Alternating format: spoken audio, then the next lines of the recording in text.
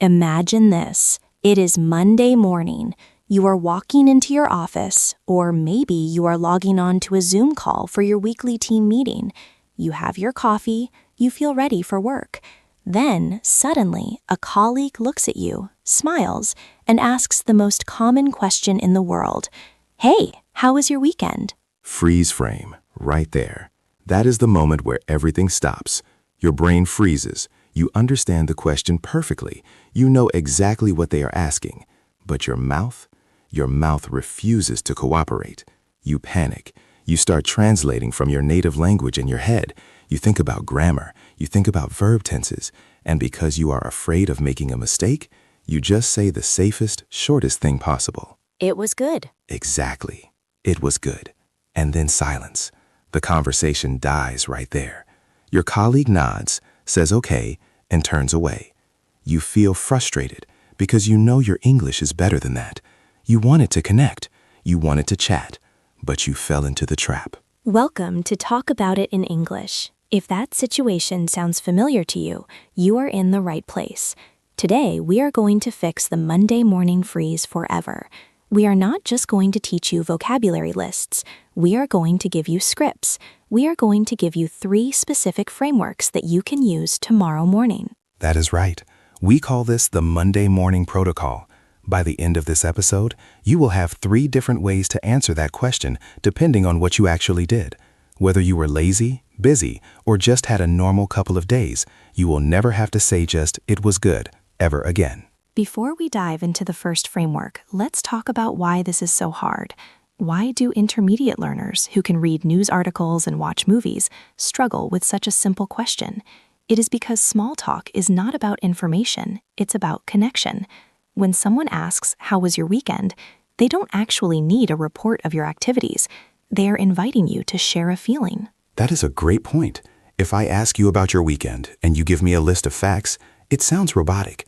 Imagine if I said, "I woke up, I ate food, I walked the dog, I slept." That's technically correct English, but socially, it's a disaster. It pushes people away. Exactly. We want to pull people in. We want to give them a little hook, something they can respond to.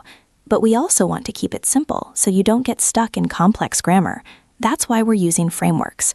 A framework is like a skeleton. We give you the structure, and you just hang your own details on it. It takes the pressure off your brain. I love that. A skeleton for your sentences. So what is our first skeleton? What is the first framework for our listeners? The first framework is called the recharge.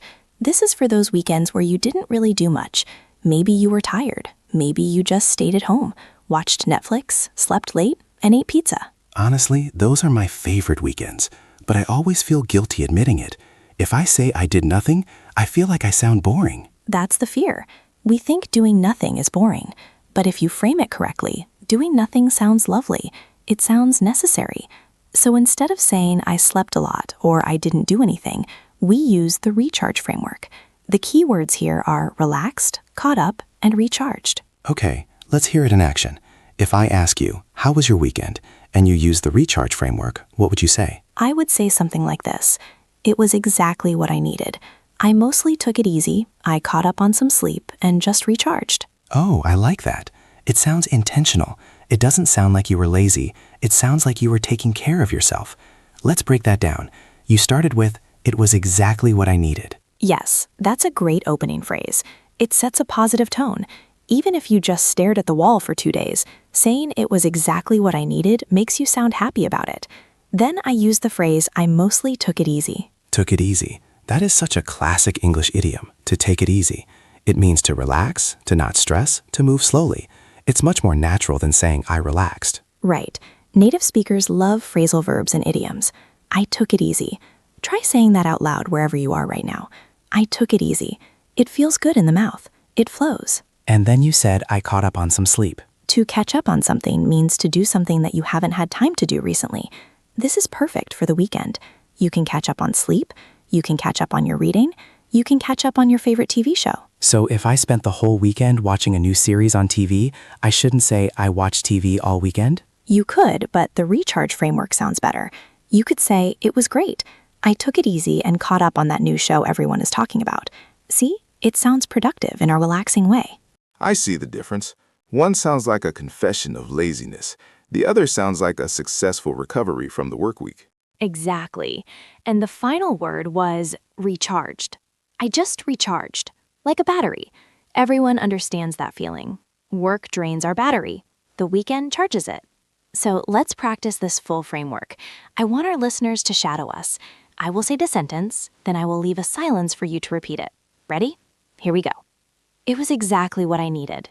It was exactly what I needed. I mostly took it easy. I mostly took it easy. I caught up on some sleep and just recharged. I caught up on some sleep and just recharged. Now let's put it all together. Listen to the flow, then repeat the whole thing. It was exactly what I needed. I mostly took it easy, caught up on some sleep, and just recharged. That feels really smooth. And you know what is great about the recharge framework? You don't need to invent cool stories. You don't need to have gone skydiving or traveled to Paris. You just need to have rested. Precisely. It validates your rest. So if you are a person who loves a quiet weekend, this is your go-to script. Memorize it. Use it. It works every time. But what if you are the opposite? What if your weekend was chaotic? Ah, yes. The weekend that feels more like work than actual work. You have kids, you have grocery shopping, you have to clean the house, fix the car, visit the in-laws. You come back to work on Monday more tired than you left on Friday.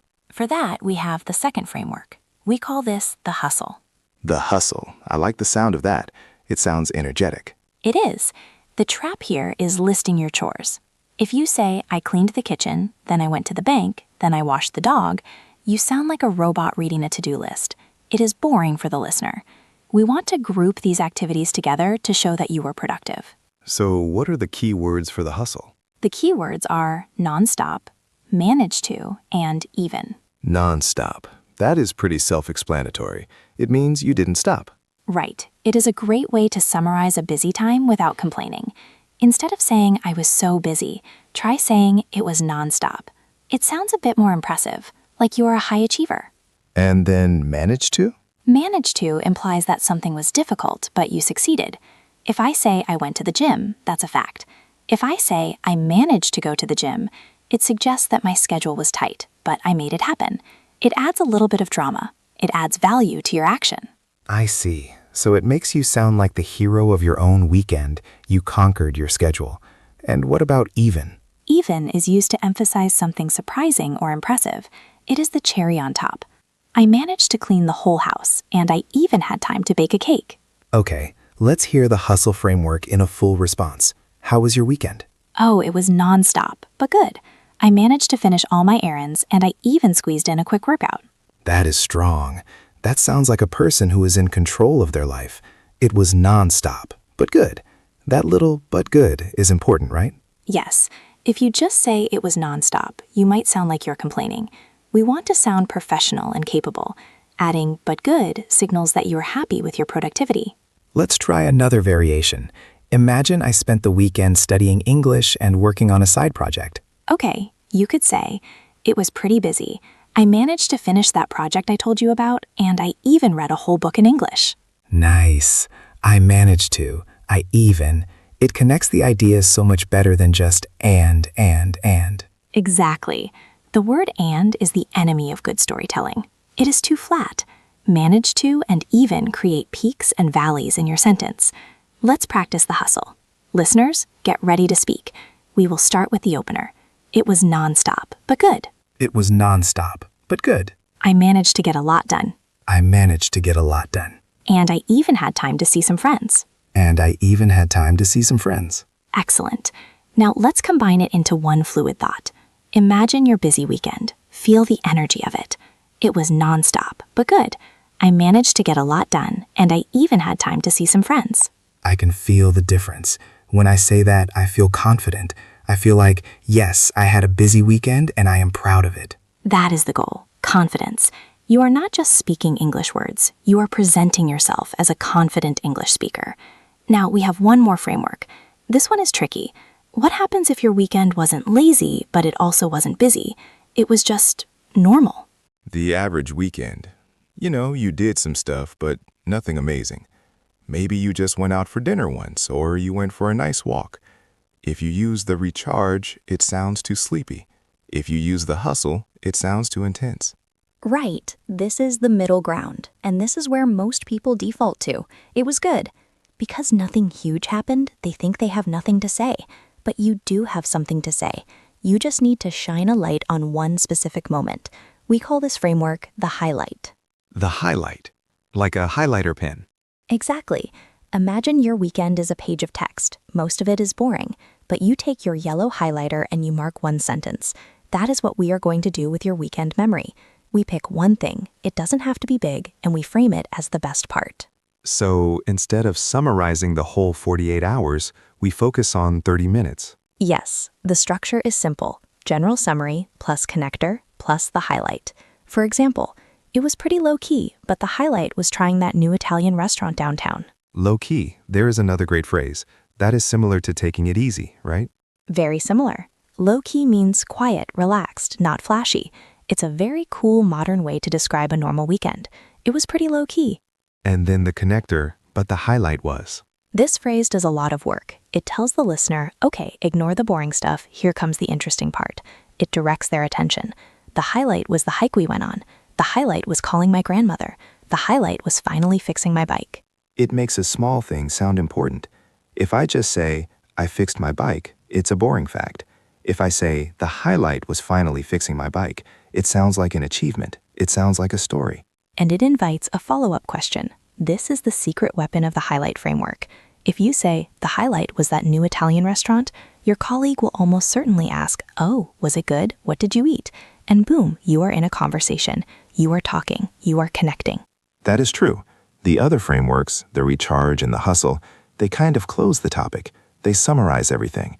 But the highlight opens the door for more chatting. Exactly. So if you want to keep talking, use the highlight. Let's try a specific example. Let's say you went to the park. That is it, just a park. Okay, so I shouldn't just say, I went to the park. No, try this. It was pretty quiet actually, but the highlight was taking the kids to the park. The weather was perfect. Nice. You added a little extra detail about the weather. That helps. Always add one tiny detail. It grounds the story. Let's practice this framework. We'll use the restaurant example because everyone likes food. Listen and repeat. It was pretty low-key.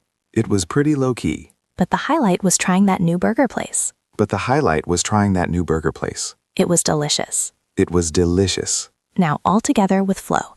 It was pretty low-key, but the highlight was trying that new burger place. It was delicious. I really like that. It takes the pressure off. I don't need to have a fascinating life. I just need one fascinating moment. Exactly, and everyone has one moment. Even if the highlight was just a really good cup of coffee on Saturday morning, you can say that.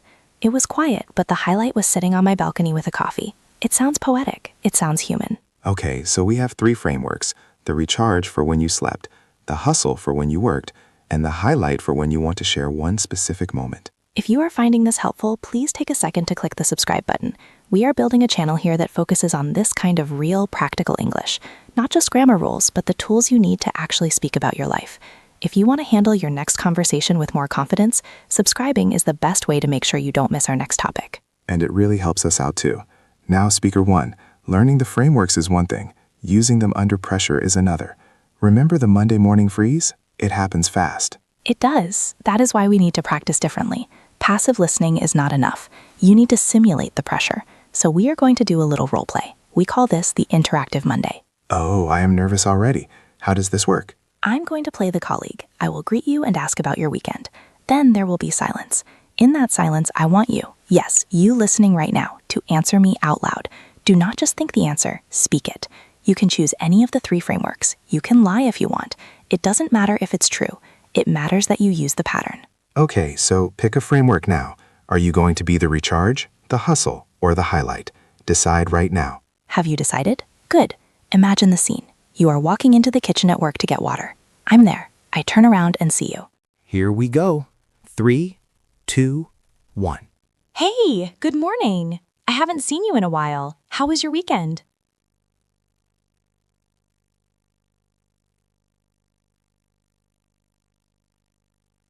Okay, stop. Did you say something? Did you fill that silence? If you didn't, that is okay. But let's try it again.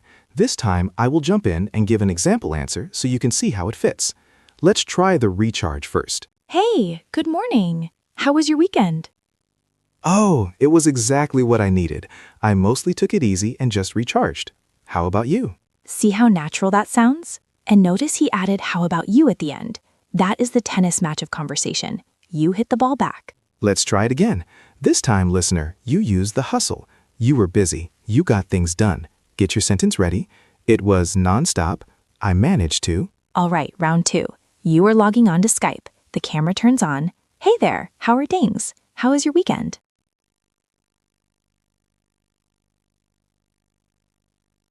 Did you get it out? Did you say, I managed to? If you stumbled or mumbled, that is normal. That is why we practice. The muscles in your mouth need to learn the pattern just like your brain does. Let's do one last one. The highlight. This is my favorite. Pick one thing. A movie, a meal, a walk. Ready? Hey, happy Monday. How was your weekend?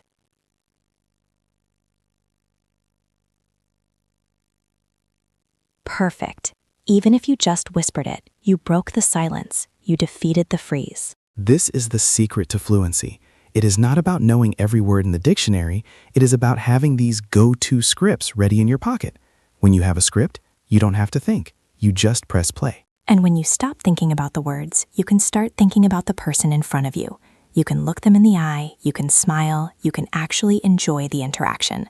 That is what we want for you. We want you to enjoy speaking English, not fear it. So, here is your mission for this week.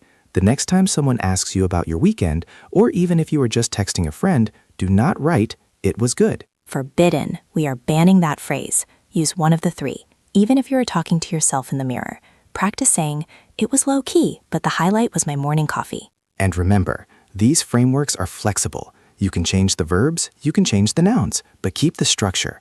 I mostly took it easy. I managed to do X. The highlight was Y. We want to see you using this right now. We want to see if you can take this lesson and make it real. So go to the comment section below. I want you to tell us about your real last weekend, but you must use one of the frameworks. Yes! Tell us if you recharged, if you hustled, or tell us your highlight. We will be reading them and replying. It is a great way to practice writing the pattern before you speak it. If you write it down, you are 50% more likely to remember it when you speak. So take that step. Don't just watch this video and move on. Make it stick. And if you found this helpful, share this video with a friend who is also learning English. You can practice together. You can ask each other, how was your weekend, and see who comes up with the best answer. Thank you so much for hanging out with us today. Speaking about your life shouldn't be stressful. It should be the best part of learning English. You have the tools now. The Monday Morning Protocol is yours. No more freezing, no more robots. Just clear, natural English. We will see you in the next episode, where we will tackle another everyday topic and help you find the words you need. Until then, have a great week and keep talking. See you next time.